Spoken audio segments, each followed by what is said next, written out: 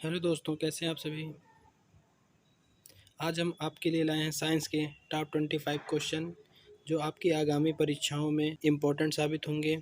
इसी क्रम में समय को न बर्बाद करते हुए सबसे पहले क्वेश्चन नंबर 1 की बात करते हैं। क्वेश्चन नंबर 1 दिया गया है, रेफ्रिजरेटर में शीतल किस प्रकार होता है। रेफ्रिजरेटर में यानी जो ठंडा होता है वो किस प्रकार से होता है, ये आपको बताना है। यहाँ पर 4 ऑप्शन दिए गए। फ्रीजर में जमा हुई बर्फ़ के द्वारा, संपीड़ित गैस के सहसा प्रसार द्वारा यानी गैस के संपीड़न द्वारा, वाष्पशील द्रव के वाष्पन द्वारा, इनमें से कोई नहीं। तो अगर हम बात करें तो फ्रीजर में जो कार्य करता है गैस का संपीड़न होता है, जिसके द्वारा जो है कि फ्रीजर जो ठंडा हो जाता है। इसका सटीक आंसर होगा option number B. Next question है, किस कारण से हम कोहरे के दौरान देख नहीं सकते हैं। बहुत सटीक क्वेश्चन है और बहुत अच्छा क्वेश्चन है। ऐसे क्वेश्चन प्रायः एग्जाम में पूछे जाते हैं क्योंकि हमारी कहीं ना कहीं डेली लाइफ स्टाइल से जुड़े होते हैं और हम इन पर गौर नहीं कर पाते हैं। किस कारण से हम कोहरे के दौरान देख नहीं सकते हैं। प्रकाश के प्रवर्तन, प्रकाश का ध्रुवण, प्रकाश का प्रकीर्णन या प्रकाश का अपवर्तन। इनमें से कौन सा सही जवाब होगा। तो इसका सही जवाब है प्रकाश का प्रकीर्णन। प्रकाश के प्रकीर्णन के कारण। एंड नेक्स्ट, साबुन के बुलबुले में रंगों का बनना निम्नलिखित में से किस घटना के कारण होता है। प्रकाश का परिक्षेपण यानी डिस्पर्शन ऑफ लाइट, प्रकाश का व्यतिकरण इंटरफेरेंस ऑफ लाइट, विवर्तन, प्रकाश का ध्रुवण। तो यहाँ पर हम आपको बता दें, जो साबुन का बुलबुला होता है उसके ऊपरी पृष्ठ पर यहाँ पर 7 रंग दिखाई देते हैं। आप कपड़े धोते वक्त या ऐसा आपने देखा हो तो ये होता है प्रकाश के व्यतिकरण के कारण जो है ऐसा होता है। प्रकाश के व्यतिकरण के कारण साबुन के बुलबुले में 7 रंग दिखाई देने की घटना बनती है। एंड नेक्स्ट क्वेश्चन है इसी क्रम में, प्रिज्म से गुजरते समय कौन सा रंगीन प्रकाश सबसे कम झुकता है। यानी कि सबसे पहली बात तो जब प्रकाश किरण किसी प्रिज्म से होकर गुजरती है तो वो अपने 7 रंगों में विभक्त हो जाती है ऐसे करके।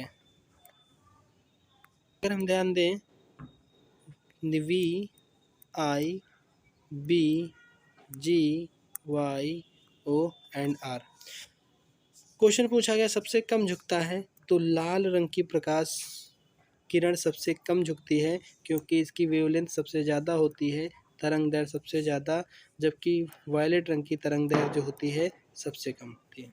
इसी में आपको एक और चीज़ बता दें कि इसमें जो फ्रिक्वेंसी होती है, फ्रिक्वेंसी वायलेट रंग की फ्रिक्वेंसी सबसे ज़्यादा होती है, जबकि जो रेड रंग की फ्रिक्वेंसी है वो सबसे कम होती है।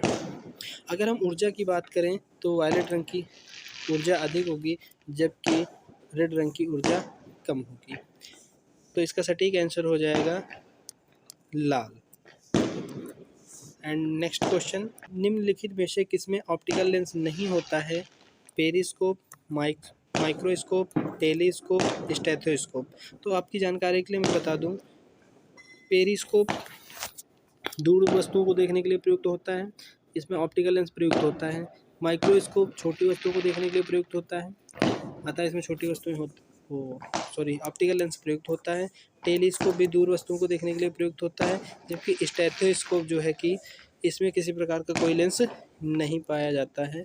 इसका सटीक जवाब हो जाएगा स्टेथोस्कोप। एंड नेक्स्ट वन, प्रकाश का ठीक सीधी रेखा में गमन न होना क्या कहलाता है। क्वेश्चन बहुत तगड़ा है, क्वेश्चन पूछा गया है कब ऐसी घटना होती है जब प्रकाश सीधी रेखा में गमन नहीं करता। सबसे पहली चीज़, जब प्रकाश सूर्य से निकलता है, किसी स्रोत से निकलता है तो सीधी रेखा में ट्रैवल करता है। उसकी सबसे बड़ी बात यह है कि उसे सबसे सीधी रेखा में ट्रैवल करता है। लेकिन जब माध्यम यानी एक मीडियम 1 से मीडियम 2 में जब वो जाता है तो ऐसी स्थिति में वो अपने मार्ग से थोड़ा सा विचलित हो जाता है ऐसे। ये अगर हम बात करें, ये नॉर्मल और ये सरफेस है आपका, यानी कि सरफेस या कह लीजिए या मीडियम है, मीडियम 1 मीडियम 2। जब एक माध्यम से दूसरे माध्यम में प्रकाश किरण जाती है तो अपने मार्ग से थोड़ा सा विचलित हो जाती है और यह घटना कहलाती है प्रकाश का अपवर्तन। इसका सटीक आंसर होगा option number B. And next question, question कह रहा है कि एक पिंड को एक वृत्त में घुमाए जाने से इस पर किया गया कार्य क्या होगा। अकॉर्डिंग टू क्वेश्चन हम सबसे पहले एक वृत्त बनाते हैं, वृत्त हमारा बन गया है। अब इसमें एक पिंड है, इसको हम यहाँ से उठा करके इस वृत्त में पूरा घुमाते हुए फिर यहाँ पर ले आते हैं। तो आप देखेंगे W इज इक्वल टू होता है FS cos थीटा, ये फार्मूला होता है। तो आप देखेंगे कि यहाँ पर जो डिस्प्लेसमेंट लिया गया है, अगर कोई वस्तु सर्पिलाकार घूम रहा है यानी सर्कल में घूम रहा है, तो उस एक पूरा चक्कर लगाने पर वस्तु द्वारा तय किया गया विस्थापन शून्य हो जाता है। अतः जिसके कारण किया गया कार्य यहाँ पर आपका शून्य हो जाएगा।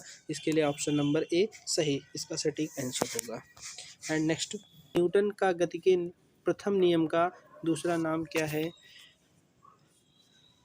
इसका सटीक आंसर क्या होगा?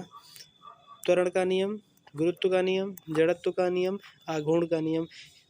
हमने पढ़ा है कहीं ना कहीं कि जो प्रथम नियम होता है वो जड़त्व का नियम होता है, और यही क्या है, गैलीलियो का नियम भी कहलाता है। गैलीलियो का भी नियम यही कहलाता है।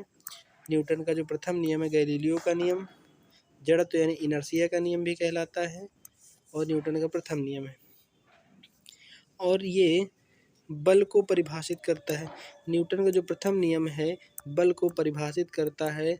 इस बात का विशेष ध्यान रखें। बल को परिभाषा किस नियम द्वारा मिलती है? तो न्यूटन के प्रथम नियम द्वारा मिलती है। कभी कभार ये क्वेश्चन एग्जाम में पूछा जाता है।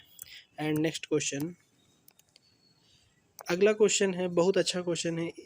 एक वस्तु का वजन सबसे कम कहाँ रखने पर होगा? एक वस्तु का वजन सबसे कम कहाँ रखने पर होगा? उत्तरी ध्रुव पर, दक्षिणी ध्रुव पर, भूमध्य रेखा पर, पृथ्वी के केंद्र पर। तो हम आपको बता दें आपकी जानकारी के लिए, ये अर्थ है, मान लीजिए ये अर्थ है और ये इक्वेटर यानी भूमध्य रेखा है। भूमध्य, ये भूमध्य रेखा है और ये इसका क्या है भैया? ये ध्रुव है, ये ध्रुव है। तो जो जी की वैल्यू होती है यानी जो वस्तु का भार होगा या वजन होगा वो जी की वैल्यू पे डिपेंड करेगा, और ध्रुव पर जी की वैल्यू जो सबसे ज़्यादा होती है। जबकि अगर सरफेस की ही बात करते जाएं हम और भूमध्य रेखा के किसी हिस्से पर आएँ तो यहाँ पर जी की वैल्यू ध्रुव की अपेक्षा कम होती है। जबकि अगर इसमें बात करी जाए तो उत्तरी ध्रुव, दक्षिणी ध्रुव, जबकि ये दोनों ऑप्शन गलत हो जाएंगे। अगला क्वेश्चन है भूमध्य रेखा पर, तो वास्तव में भूमध्य रेखा पर कम होता है, लेकिन अगला ऑप्शन यहाँ पर दिया गया पृथ्वी के केंद्र पर, जहाँ पर जी का मान 0 होता है। अब जी का मान 0 हो गया तो वस्तु का भार क्या हो जाएगा? 0 हो जाएगा, अतः सबसे कम यहीं पर होगा। बाकी जो ऑप्शन दिए गए उसमें कहीं ना कहीं केंद्र की अपेक्षा ज़्यादा होगा। इसी कड़ी में मैं एक चीज़ और बताना चाहूँगा, यदि पृथ्वी सतह से आप ऊपर जाते हैं तो जी का मान घटेगा, जबकि पृथ्वी सतह से अगर आप नीचे आते हैं, नीचे की ओर आते हैं, अंदर जाते हैं तो भी जी का मान घटेगा। ओके, और अगर हम पृथ्वी सतह की बात करें तो यहाँ पर मैक्सिमम होगा, जी का मान यहाँ पर क्या होगा? मैक्सिमम होगा। और जबकि केंद्र की बात करें, यहाँ केंद्र की बात अगर हम करें, केंद्र के देखेंगे तो केंद्र में जी का मान 0 होता है। एंड नेक्स्ट क्वेश्चन, इन बातों का विशेष ध्यान रखें, अपनी नोटबुक में नोट करते जाएं। सभी प्रश्न कहीं ना कहीं पूछे गए हैं एग्जाम में। अगला क्वेश्चन है, तैराक को पानी में तैरने के लिए कौन सा बल मदद करता है? तैराक को पानी में तैरने के लिए कौन सा बल मदद करता है? घर्षण बल भैया सरफेस पे लगता है, अगर चुंबकीय बल जहाँ पर चुंबक रखा होता है वहाँ पर होता है, मांसपेशी बल बॉडी के द्वारा लगाया जाता है। इन तीनों ऑप्शन में से कोई ऑप्शन नहीं है। चौथा उत्प्लावक बल, जो कि द्रव की सतह पर अगर आप तैर रहे हैं तो द्रव द्वारा ऊपर की ओर लगाया जाता है, उत्प्लावक अपथ्रस्ट फोर्स बोलते हैं। यही सटीक आंसर आपका हो जाएगा। एंड नेक्स्ट क्वेश्चन, अनिश्चितता का सिद्धांत, अनसर्टेनिटी का सिद्धांत किसके द्वारा प्रतिपादित किया गया है? क्वेश्चन आप लोग जवाब देंगे, कमेंट बॉक्स में छाप दीजिए। इसका आंसर क्या होगा? Heisenberg, R A Millikan, S N Bose, Isaac Newton. तो अनिश्चितता का सिद्धांत आपने पढ़ा होगा केमिस्ट्री में, हाइजेनबर्ग की अनिश्चितता का सिद्धांत फर्स्ट ईयर में है, ये इसका सटीक आंसर हो जाएगा। एंड अगला क्वेश्चन, गैस अणुओं की गतिज ऊर्जा किसके अनुक्रमानुपाती होती है? गैस अणुओं की गतिज ऊर्जा किसके अनुक्रमानुपाती होती है? दाब के, ताप के, वायुमंडलीय दाब के, ताप दाब दोनों के, ताप के समानुपाती होती है।